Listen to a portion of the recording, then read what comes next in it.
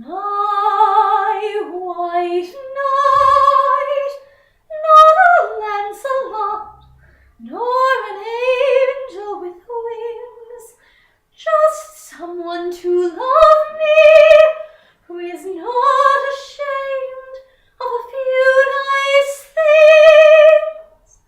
My white knight, what my heart would say if it only knew how. Please, dear Venus, show me now. All I want is a plain man, all I want is a modest man, a quiet man, a gentleman, a straightforward and honest man, to sit with me in a cottage somewhere in the state of Iowa, and I would like him to be more interested in me, and he is in himself, and more interested in us than in me. It must be great to be called the It Girl. That isn't what they're calling me, but one day soon I'll bet you they will. Trust me, I want to be her, dressed in style like Clara. I can you see me? The main attraction at the picture show, like Clara Bow, the main attraction, Clara Bow. Ladies and gentlemen, Mr. Paulson has told you that the testimony of Sarah Tobias is nothing. Sarah Tobias was raped. That's nothing. She was cut and bruised and terrorized. That was nothing. All of it happened in front of a howling crowd, but that is nothing. Maybe nothing to Mr. Paulson, but it is not nothing to Sarah Tobias.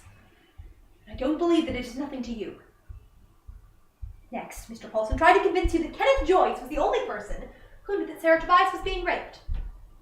The only one. Now, you observed Kenneth Joyce.